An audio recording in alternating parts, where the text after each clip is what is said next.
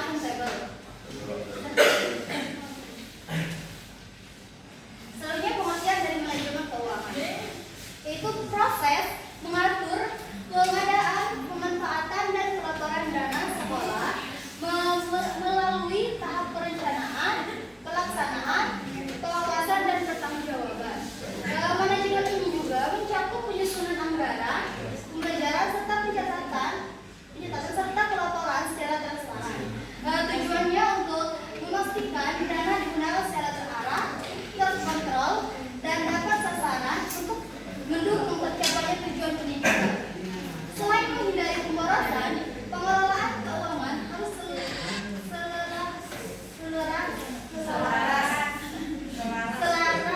dengan program sekolah dan berkesinambungan agar setiap penggunaan dana memberikan dampak nyata bagi mutu pembelajaran dan peningkatan kinerja sekolah. Baik, fungsi dan prinsip manajemen pendidikan. Yang pertama itu ada fungsi. Fungsi itu terdapat ada 6. Yang pertama perencanaan atau budgeting, yaitu proses menetapkan kebutuhan dana secara realistis dengan memperhitungkan program sekolah, prioritas pengeluaran, serta kemampuan keuangan yang tersedia. Tahap ini menjadi dasar bagi seluruh kegiatan keuangan berikutnya. Yang kedua itu ada pengorganisasian, yaitu pembagian tugas, wewenang dan tanggung jawab kepada pihak-pihak yang terlibat dalam pengelolaan keuangan, seperti bendahara, wakil kepala sekolah, atau tim manajemen sekolah, sehingga pengelolaan dana berjalan terstruktur dan tidak penyalahgunaan dana. Yang ketiga itu ada pelaksanaan. Itu merupakan proses menggunakan dana sesuai dengan anggaran yang telah disusun.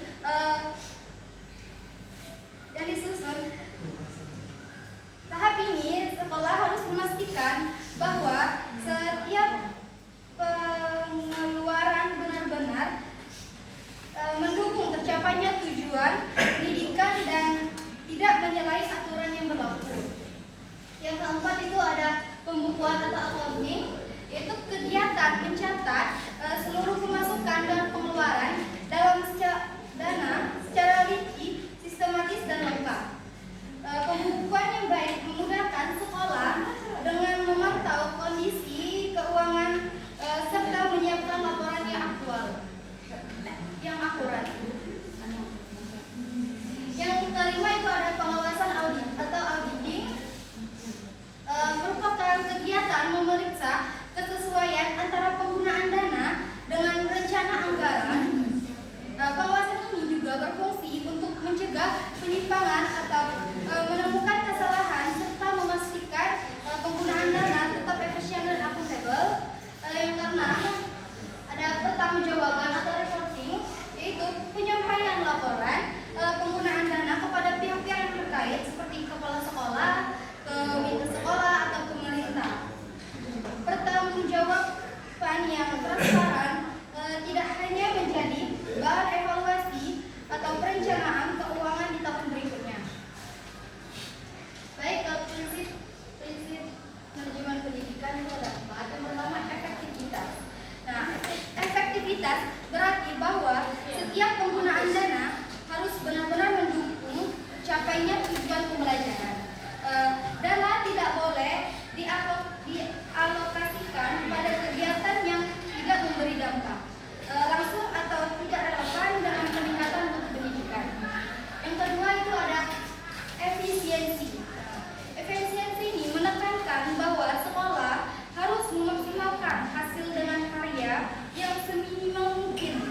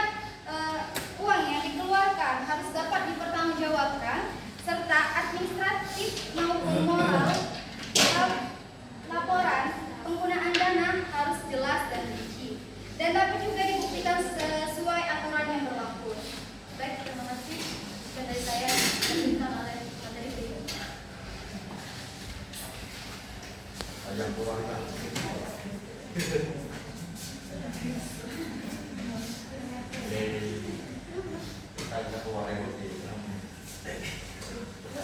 di sini saya akan menjelaskan sumber dana pendidikan.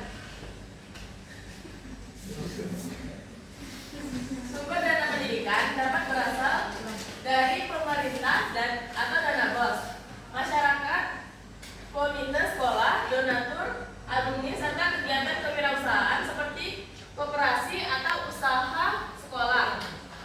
Agar tidak bergantung pada satu sumber, sekolah perlu melakukan diversifikasi pendanaan sehingga memiliki cadangan dan alternatif untuk memenuhi kebutuhan operasional.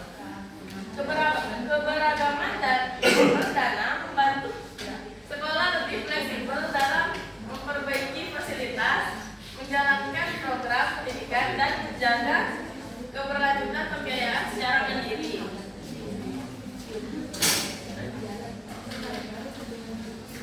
Baik, sini permasalahan umum dalam pengelolaan keuangan sekolah. Yang pertama itu kurangnya perencanaan yang matang. Sekolah sering menyusun anggaran tanpa analisis kebutuhan yang mendalam, sehingga dana tidak mencukupi untuk kebutuhan jangka panjang dan menyebabkan kekurangan dana di tengah semester. Lalu yang kedua, ketidaktepatan pengelolaan dana.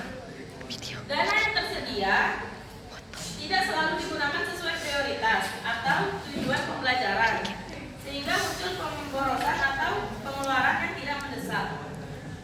Yang ketiga, minimnya pengawasan dan audit internal. Kurangnya sistem kontrol menyebabkan potensi penyimpangan, kesalahan, pencatatan, dan ketidakefisienan sulit terdeteksi sejak awal. Yang keempat, kurangnya transparan dalam pelaporan dana. Laporan keuangan tidak dipublikasikan secara terbuka kepada guru, komite sekolah, atau orang lain, sehingga menimbulkan ketidakjelasan dalam penggunaan anggaran. Terus yang terakhir, ketergantungan pada satu sumber dana atau terutama BOS. Banyak sekolah bergantung sepenuhnya pada dana BOS, padahal jumlahnya terbatas dan tidak selalu mencukupi, sehingga sekolah rentan mengalami krisis keuangan ketika kebutuhan meningkat. Deskripsi kasus. Di sini kasus yang kami ambil dari SDN Bulerejo 1 di Magelang hanya memiliki 61 siswa, sehingga dana BOS yang diterima per tahun sangat kecil, sekitar 55,8 juta. Keterbatasan dana ini membuat sekolah kesulitan memenuhi kebutuhan operasional seperti listrik, kebersihan, perawatan kelas, dan pengadaan alat pembelajaran. Kondisi fisik sekolah juga terdampak dengan fasilitas seperti WC, UKS, dan perpustakaan yang rusak dan tidak terawat. Minimnya anggaran membuat sebagian perbaikan dilakukan secara swadaya. Kasus ini menunjukkan bahwa sekolah kecil sangat rentan secara finansial karena pendanaan yang bergantung pada jumlah siswa. Sekian dari saya dan diberikan oleh Pasca. Saya akan menjelaskan dan menjelaskan tentang analisis kasus. Yang pertama yaitu ada dana BOS minim. Contohnya seperti 55,8 juta per tahun tidak cukup untuk operasional dari perawatan fasilitas. Yang kedua yaitu bergantung pada BOS. Contohnya tidak ada sumber dana alternatif dari komite masyarakat atau usaha sekolah. Yang ketiga, tidak ada dana cadangan atau fasilitas contohnya seperti fasilitas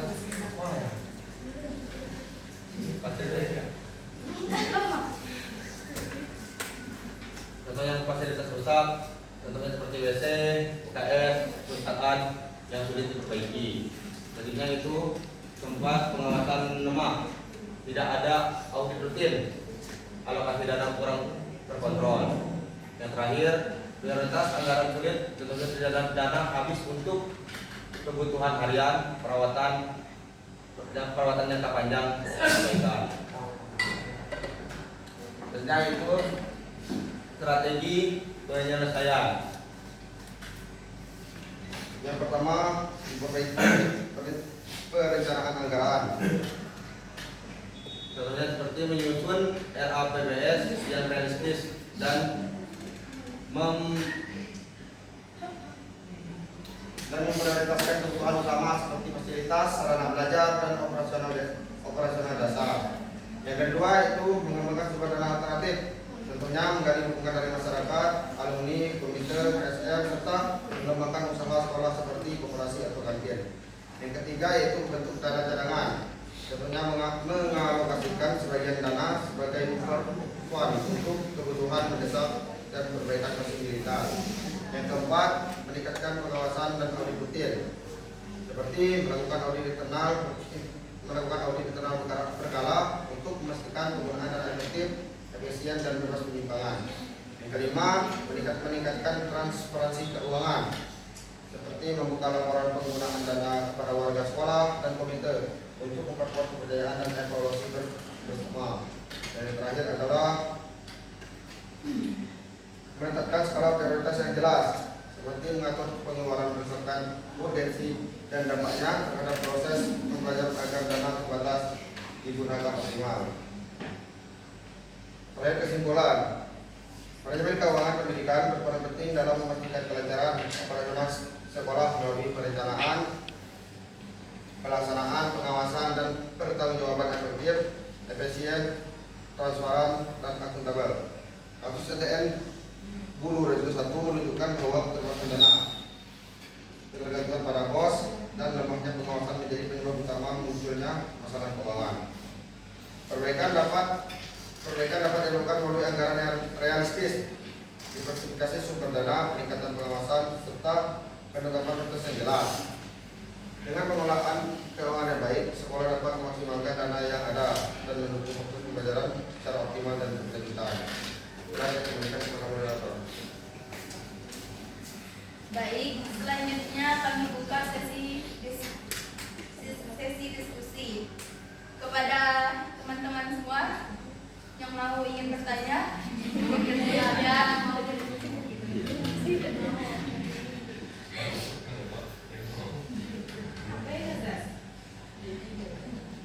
Pada teman-teman semua, silakan yang mau ingin bertanya.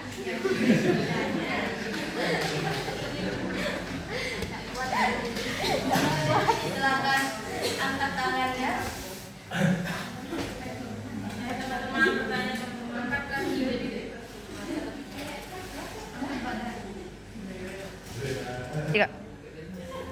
Baik, dipersilahkan kepada Ibu Indi.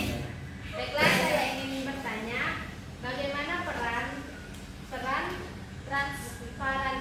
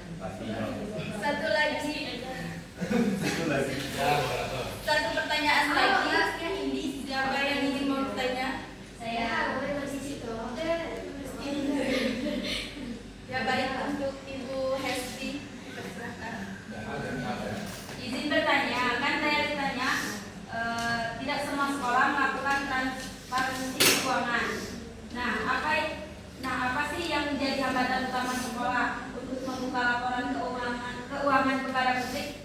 Padahal kan transparansi dapat meningkatkan kepercayaan. Baik, pertanyaannya akan kami diskusi dulu.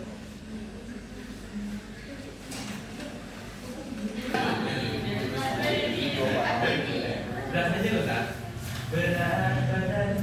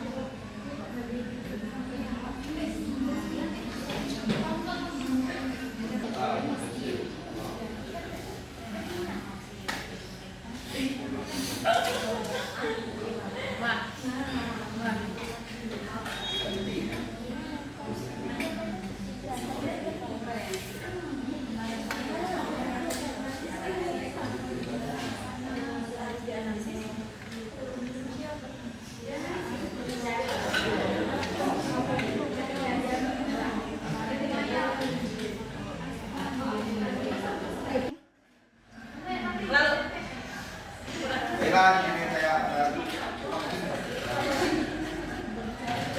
teman-teman ada sedikit kendala ya.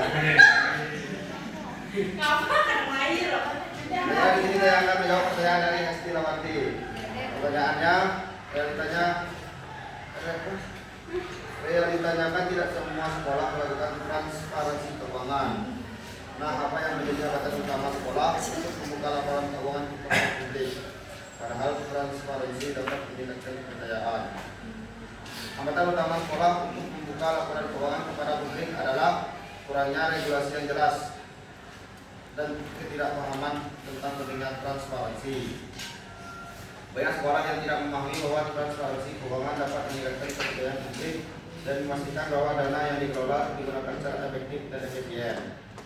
Selain itu, sekolah juga khawatir tentang penyalahgunaan informasi keuangan oleh pihak yang tidak bertanggung jawab.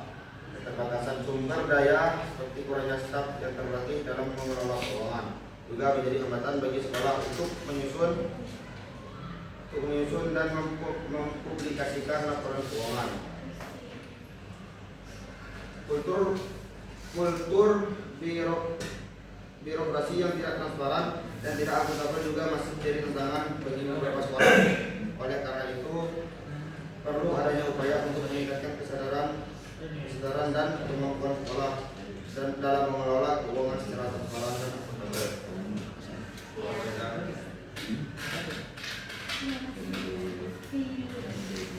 Terima kasih.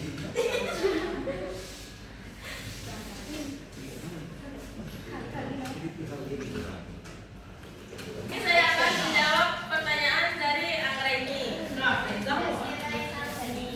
Yang dimana pertanyaannya, kasus keterlambatan pencairan dana BOS kerap menghambat proses pembelajaran. Analisis bagaimana sekolah dapat mengelola risiko keuangan tersebut dan strategi apa yang dapat digunakan untuk menjaga keberlangsungan operasional tanpa ketergantungan penuh pada dana pemerintah. Risiko keuangan, keterlambatan pencairan dana BOS dapat menyebabkan kekurangan dana untuk membiayai operasional sekolah seperti pembayaran gaji guru dan staf, biaya listrik dan biaya lainnya.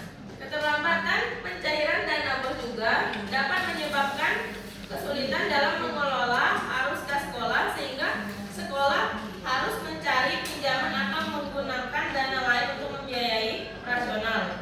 Terus strategi mengatasi keterlambatan pencairan dana BOS yang pertama mengoptimalkan sumber pendanaan lain.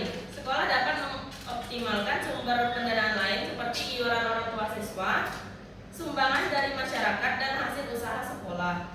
Yang kedua,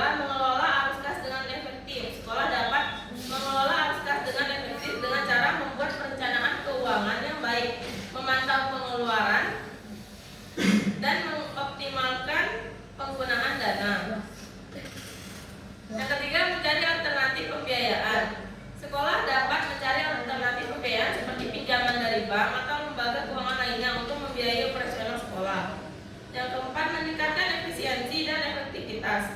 Sekolah dapat meningkatkan efisiensi dan efektivitas dalam pengelolaan keuangan dengan cara mengurangi biaya yang tidak perlu, meningkatkan produktivitas dan mengoptimalkan penggunaan sumber daya. Yang terakhir, membangun hubungan dengan stakeholder. Sekolah dapat membangun hubungan yang baik dengan stakeholder seperti orang tua siswa, masyarakat, dan pemerintah untuk meningkatkan kepercayaan dan dukungan terhadap sekolah. Apakah sudah jelas atau tidak jelas sama sekali? Baiklah, saya akan menjawab pertanyaan dari Ibu Indi. Bagaimana peran transparansi dalam meningkatkan kepercayaannya masyarakat terhadap pengelolaan dana sekolah? Nah, transparansi itu memainkan peran penting dalam meningkatkan kepercayaan masyarakat terhadap pengelolaan dana sekolah. Dengan transparansi, sekolah dapat menunjukkan bahwa mereka itu mengelola dana secara efektif dan efisien serta bertanggung jawab kepada masyarakat. Nah, ada beberapa cara transparansi dapat meningkatkan kepercayaan masyarakat. Yang pertama itu meningkatkan akuntabilitas. Transparansi membuat sekolah lebih akuntabel dalam mengelola dana sehingga masyarakat dapat memantau dan mengevaluasi penggunaan dana. Yang kedua itu ada mengurangi korupsi. Transparansi dapat mengurangi kesempatan bagi pihak yang tidak bertanggung jawab untuk melakukan korupsi atau penyalahgunaan dana. Yang ketiga itu ada meningkatkan partisipasi masyarakat. Transparansi dapat meningkatkan partisipasi masyarakat dalam pengelolaan sekolah sehingga masyarakat merasa lebih terlibat dan memiliki kepemilikan terhadap sekolah. Yang terakhir itu meningkatkan kepercayaan. Transparansi dapat meningkatkan kepercayaan masyarakat terhadap sekolah karena mereka dapat melihat secara langsung bagaimana dana digunakan. Dengan demikian, transparansi itu adalah kunci meningkatkan kepercayaan masyarakat terhadap pengelolaan dana sekolah. Apakah Ibu ini sudah terima baik? Terima kasih.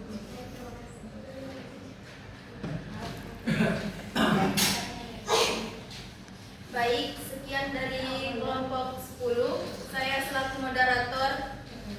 Jika ada kesalahan, saya mohon maaf. Saya akhiri. Wabillahi taufiq wal hidayah. Wassalamualaikum warahmatullahi wabarakatuh. Waalaikumsalam warahmatullahi wabarakatuh.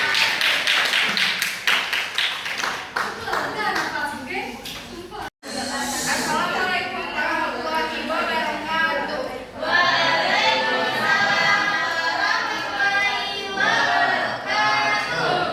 Selamat pagi Ibu Kamar Tahayu MPD dan teman-teman sekalian. Perkenalkan, nama saya Leka Afira. Saya akan bertugas sebagai moderator pada sesi presentasi kali ini. Pada kesempatan kali ini, kelompok 11 akan menyampaikan materi yang berjudul Analisis Sekolah, Kekurangan Ruang Kelas dan Kursi untuk Siswa Baru. Baik, saya di sini akan memperkenalkan anggota kelompok 11 yang akan presentasi terdiri dari 3 orang. Silakan perkenalkan. Saya Rizky Widayanti. Saya Anissa. Oke, baik, tanpa berlama-lama, saya persilakan kelompok 11 untuk langsung menyampaikan materinya. Terima kasih.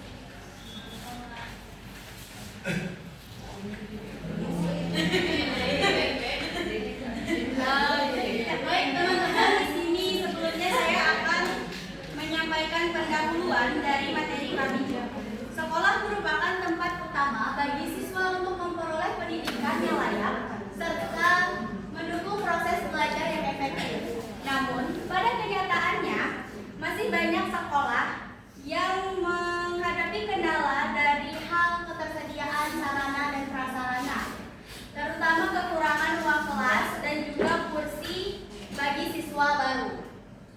Nah, kondisi ini menyebabkan proses belajar mengajar menjadi kurang optimal karena sebagian siswa harus belajar secara bergantian dan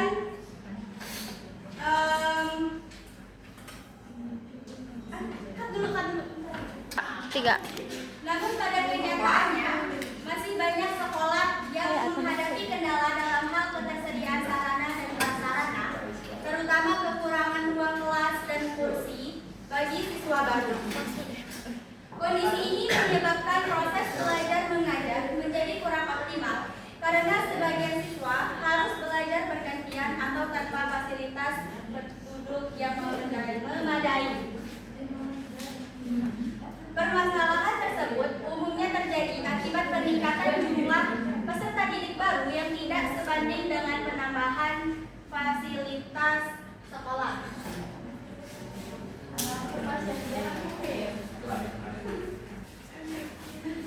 Baik, oleh karena itu perlu dilakukan analisis mendalam dan juga langkah strategis untuk mengatasi keterbatasan tersebut agar seluruh siswa dapat belajar dengan nyaman dan memperoleh hak pendidikannya secara maksimal. Slide berikutnya. Fasilitas dan infrastruktur bisa ditempatkan sebagai salah satu pendukung suksesnya peserta didik yang dikenal dengan mutu pengajaran. Infrastruktur dan fasilitas pengajaran memegang peran vital terkait dengan jalannya proses belajar. Apabila lembaga memiliki fasilitas dan infrastruktur belajar yang cukup, maka pendidik bisa menggunakan fasilitas dan infrastruktur tersebut secara efektif, sehingga proses belajar dilakukan dengan penuh dan peserta didik bisa mengambil ilmu secara intensif. Materi selanjutnya akan dilanjutkan oleh rekan saya.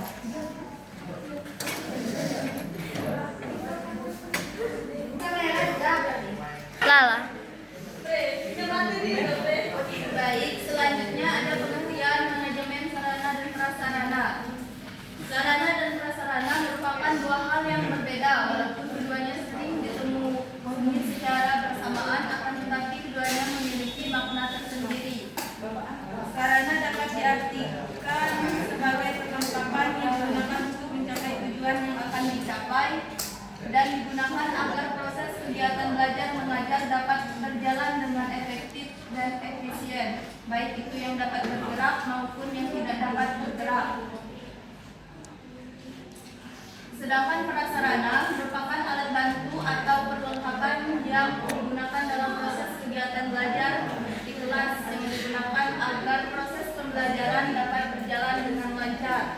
Dapat dikatakan pula bahwa prasarana merupakan alat bantu untuk menunjang jalannya proses pendidikan. Prasarana dapat berupa jalan menuju ke sekolah, taman sekolah, kebun, dan lain sebagainya. Selanjutnya ada macam-macam sarana dan prasarana. Pengelolaan sarana prasarana perlu adanya kesadaran dari seluruh warga sekolah, karena sarana prasarana bukan hanya kewajiban kepala sekolah saja yang menjaga, namun ketersediaannya perlu dijaga oleh seluruh warga sekolah. Adapun macam-macam sarana. Yang pertama itu berdasarkan habis tidaknya dipakai. Sarana habis dipakai seperti spidol dan kertas, dan sarana tahan lama seperti kursi, meja, mesin, dan sebagainya. Yang kedua itu berdasarkan bergerak tidaknya. Sarana bergerak seperti lemari dan bangku, dan sarana tidak bergerak seperti bangunan dan tanah. Yang ketiga itu berdasarkan hubungan dengan kegiatan belajar mengajar, seperti alat pelajaran, alat peraga, dan media pengajaran. Berikutnya ada macam-macam prasarana. Yang pertama itu prasarana untuk kegiatan belajar mengajar, seperti ruang kelas dan laboratorium. Yang kedua itu prasarana untuk menunjang proses belajar mengajar, seperti ruang kantor, kantin, tempat parkir. Sekian dari saya, akan dilanjutkan oleh Lindu.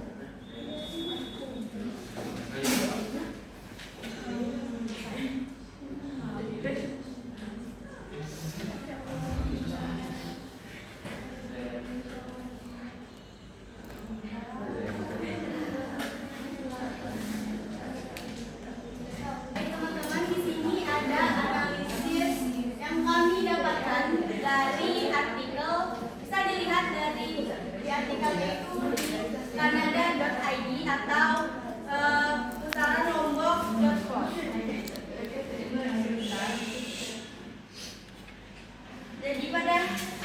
Kondisi memprihatinkan menimpa murid-murid SD Negeri 3 Pemenang Timur, Kecamatan Pemenang, Kabupaten Lombok Utara atau Telgu. Mereka terpaksa belajar di lantai tanpa kursi dan meja lengkap, bahkan kelasnya digabung lantaran kekurangan ruang belajar. Informasi ini pertama kali tersebar luas di grup Facebook LU Bicara dan dengan cepat direspon oleh Dinas Pendidikan Kebudayaan Pemuda dan Olahraga atau Dikbudpora KLU. Kepala Dikbudpora KLU Haji Adnan pada hari Kamis tanggal 24 bulan 7 langsung turun ke lapangan untuk mengecek kondisi sekolah tersebut. Kata Adnan, prioritas utama kunjungan ini adalah menindaklanjuti kabar mengenai siswa yang harus belajar bergantian karena ketiadaan kursi. Adnan menjelaskan bahwa penyebab kekurangan kursi dan meja ini karena banyak kursi yang rusak. Dan untuk masalah kekurangan ruang kelas, Adnan mengaku akan menganggarkannya di APBD murni 2026. Pembangunan ruang dan kelas baru tidak memungkinkan dianggarkan pada anggaran perubahan ini karena keterbatasan waktu dan resiko. Jadi berdasarkan data tersebut dapat dilihat permasalahannya, yaitu sekolah tersebut kekurangan kelas dan kursi untuk siswa baru. Dan bagaimana manajemen sarana dan prasarana seharusnya dilakukan. Jadi kalau kami akan menjelaskan alternatif solusi sarana dan prasarana tersebut yang akan dijelaskan oleh teman-teman saya.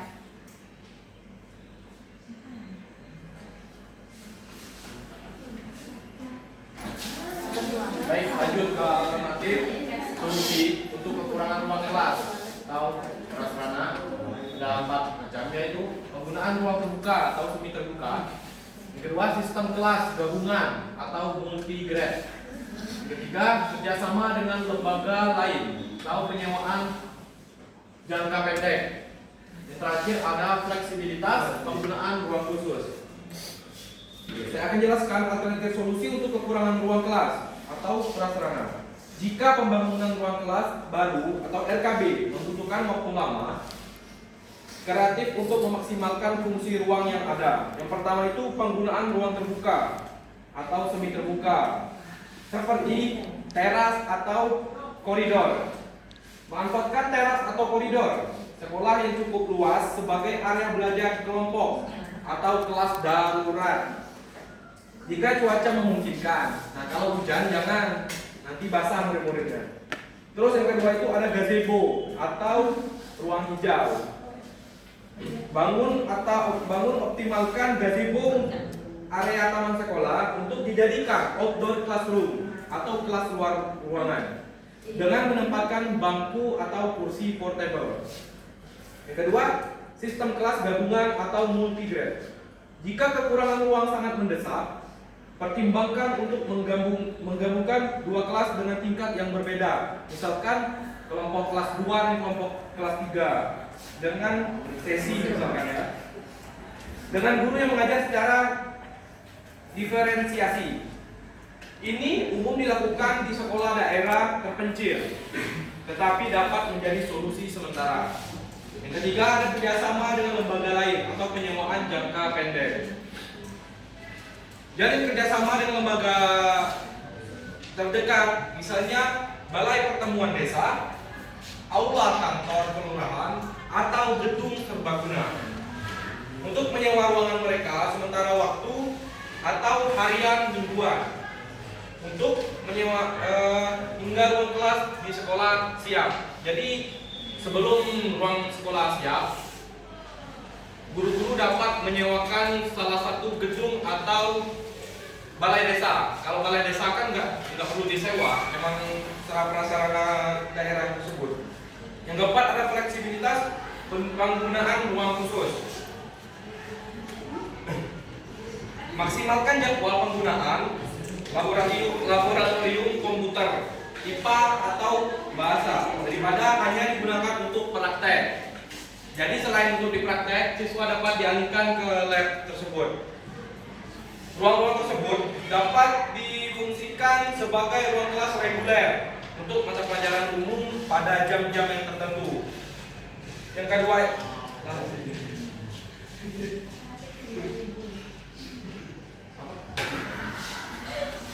baik, langsung ke alternatif solusi untuk kekurangan kursi atau sarana. Ada pengadaan kursi dan meja bekas atau rekondisi. Yang kedua itu pembuatan meja dan kursi sederhana secara mandiri. Tiga, sistem bring your own setting. Terus yang terakhir itu pemanfaatan bangku panjang atau bench. untuk mengatasi kekurangan kursi dan meja, solusi harus berfokus kepada penghematan biaya dan kecepatan pengadaan. Itu yang pertama, pengadaan kursi dan meja bekas atau rekondisi. Cari informasi mengenai sekolah lain yang sedang melakukan peremajaan sarana dan menawarkan meja atau kursi bekas yang masih layak pakai dengan harga yang jauh lebih murah.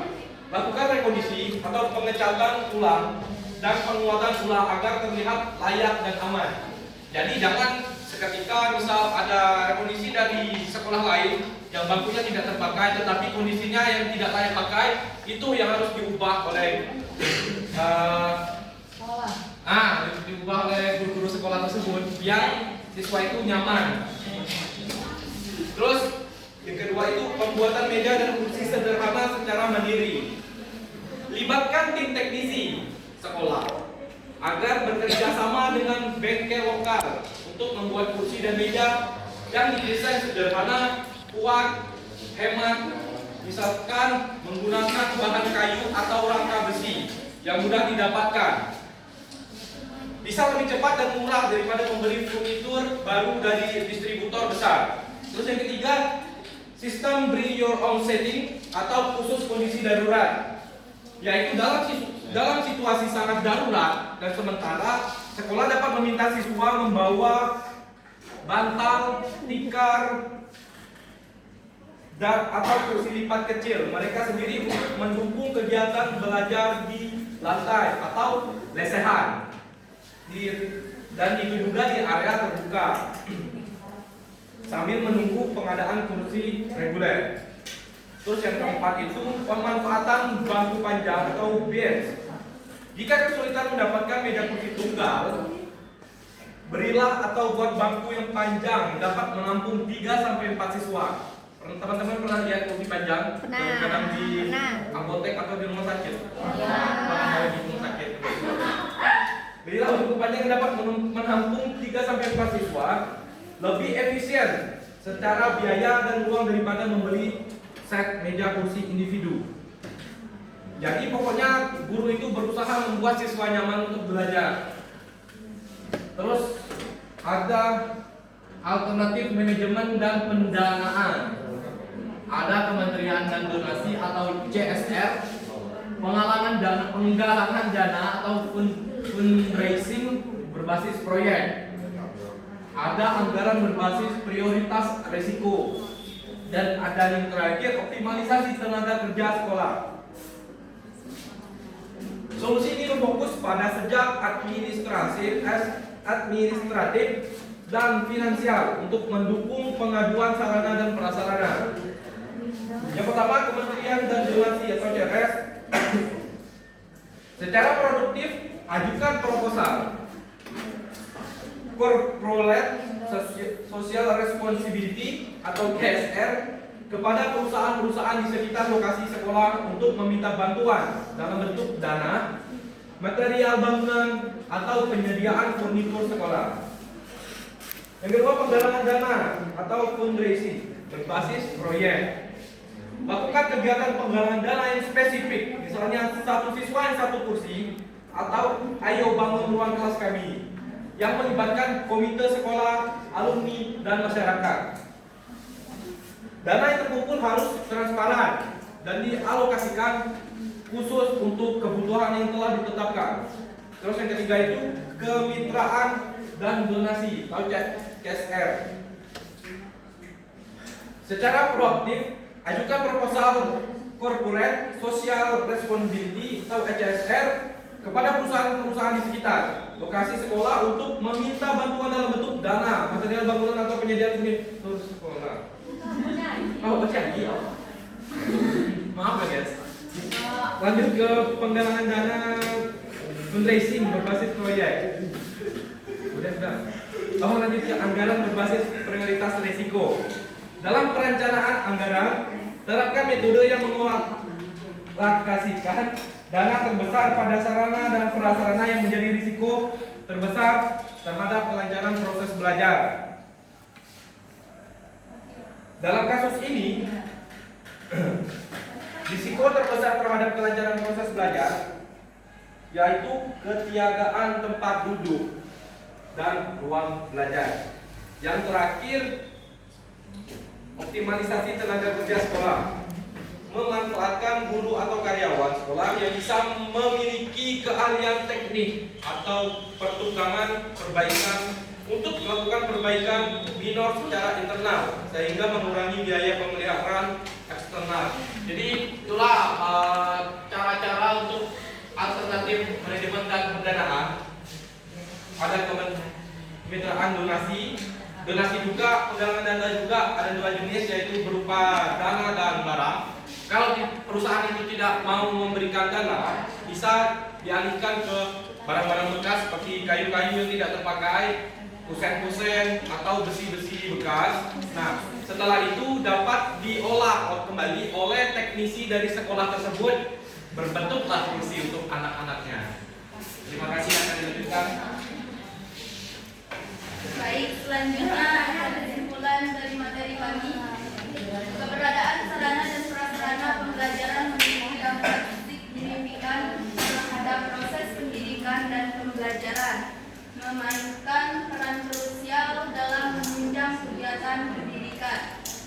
Di SD Negeri 3 Pemenang Timur masih diperlukan pengelolaan sarana dan prasarana yang lebih optimal untuk memaksimalkan efektivitas dalam kegiatan pembelajaran, baik yang bersifat intrakurikuler maupun ekstrakurikuler.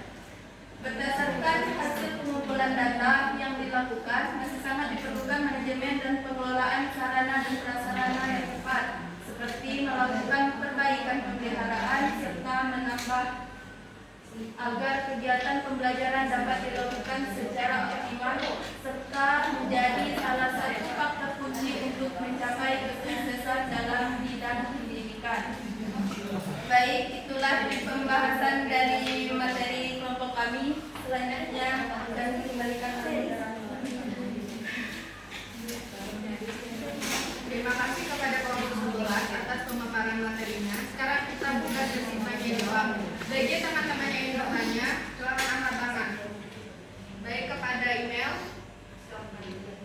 Kan tadi ada kami misalnya nggak belajar di ruang waktu, ada belajar di gazebo, kelas. Nah, sekarang tuh ada anak-anak, beberapa anak-anak yang kurang fokus kalau belajar di luar kelas kan.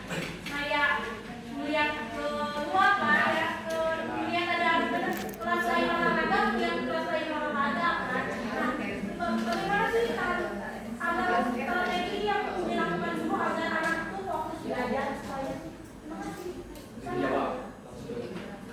Menurut saya sendiri, untuk strategi yang harus dihadapi oleh seorang guru tersebut, emang pada umur-umur anak SD kelas 2, kelas 1 atau kelas 3 itu mudah terpengaruh oleh apa yang dilihat di sekitar mereka. Dan apa yang dilakukan oleh guru tersebut, metode pengajaran yang harus memiliki daya tarik tinggi agar murid tersebut fokus kepada guru tersebut.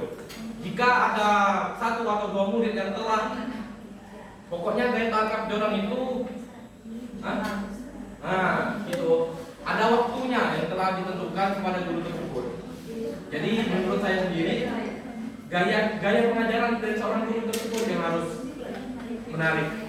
Dan jika ada 2 orang atau siswa 3 orang telah beralih kemana-mana, ditegur dan disuruh fokus kembali kepada guru tersebut. terima kasih. Sama-sama. Baik teman-teman, apakah ada yang bertanya lagi? Masih ada 2 sesi, 2 pertanyaan.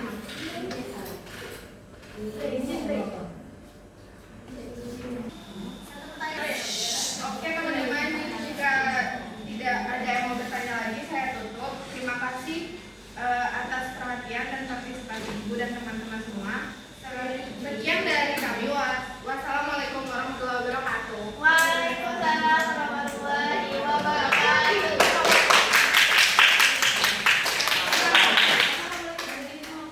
Dari Ibu